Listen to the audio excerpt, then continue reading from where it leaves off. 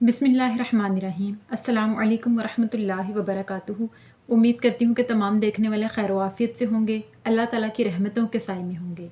तो मेरा उन्वान अहादीस नबी सल्लल्लाहु अलैहि वसल्लम मौजू चल रहा था बैसलम का बयान, जिसका हवाला बुखारी शरीफ की किताब। तो आज की हदीस है कि सहाबी अबुल बख्तरी बयान करते हैं कि मैंने एक मरतबा सहाबी हज़रत इब्ने अब्बास रज़ियल्लाहु ताला अन्हु से खजूर के दरख्त के बैसलम के बारे में सवाल किया, तो उन्होंने फरमाया कि नबी करीम सल्लल्लाहु अलैहि वसल्लम ने इस मुतल्लिक फरमाया है कि खजूर के दरख्त की बैसलम उस वक्त तक नहीं करनी चाहिए जब तक कि उसका फल कच्चा हो और उसका वज़न ना हो सके। इस पर एक करीब बैठे शख्स ने कहा कि हाँ, यानी ऐसे फल की बै उस वक्त तक नहीं की जा सकती जब तक कि वो नाप तोल के वज़न के काबिल ना हो जाए और खाने के काबिल ना हो जाए। इस हदीस मुबारका की वजाहत ये कि सहाबी इब्ने अब्बास से एक अबुल बख्तरी नामी सहाबी ने सवाल किया कि क्या खजूर की दरख्त समेत बै सलम हो सकती है। तो उन्होंने फरमाया कि इस बारे में आका अलैहिस्सलाम ने फरमाया है कि खजूर के दरख्त की बै यानी ऐसे फल की ख़रीदो फ़रोख्त उस वक्त तक नहीं की जा सकती जब तक कि फल कच्चा हो, खाने के काबिल ना हो। यानी फल अगर तैयार शुदा है तो उसकी बै करनी चाहिए, उसकी ख़रीदो फ़रोख्त करनी चाहिए। यानी अंदाज़ा करने के काबिल नहीं कि ये माल बिक सकता है या नहीं, ये फल बेचा जा सकता है या नहीं, तो उस वक्त तक उसकी बैसलम नहीं हो सकती। बैसलम की तारीफ़ मैंने पहली हदीसों में बयान की है, जिसका मतलब है ऐसी बै, ऐसी ख़रीदो फ़रोख्त कि जिसकी ज़ुबान, जिसका वादा, जिसका दिन, वज़न, नाप तोल, मिकदार, मयार पहले ही से मुकर्रर कर दिया गया हो, उसकी कीमत पहले ही से मालिक को अदा कर दी गई हो और चीज़ की वसूली बाद में की जाए।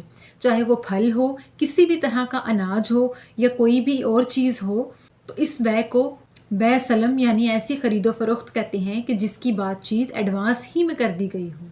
तो ये खजूरों के दरख्तों पर पहले ज़माने के लोग किया करते थे, या और किस्म के अनाज के फलों पर, जैतून के दरख्तों पर, यानी ऐसा अनाज जो अभी उगना हो, किसान ने वो फसल तैयार करनी होती तो किसान उसकी पहले ही से बै कर लिया करते, यानी जिसने वो फल ख़रीदना होता उससे रकम की वसूली कर लेते, उससे दिन, वज़न, मिकदार और मयार मुकर्रर कर लेते, नाप तोल मुकर्रर कर लेते और उसकी बै कर देते।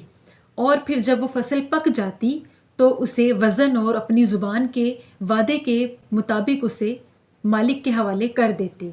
लेकिन आका अलैहिस्सलाम ने इस हदीस मुबारका में फरमाया कि किसी ऐसे फल की बै नहीं करनी चाहिए कि जिसका फल इस काबिल ना हो गया हो कि उसकी नाप तोल और वज़न किया जा सके। यानी अभी उसका फल लगना बाकी है या फिर अभी बीज लगे हुए हैं और फल मुकम्मल तौर पर तैयार शुदा नहीं है, तो ऐसे अनाज की बैसलम नहीं की जा सकती।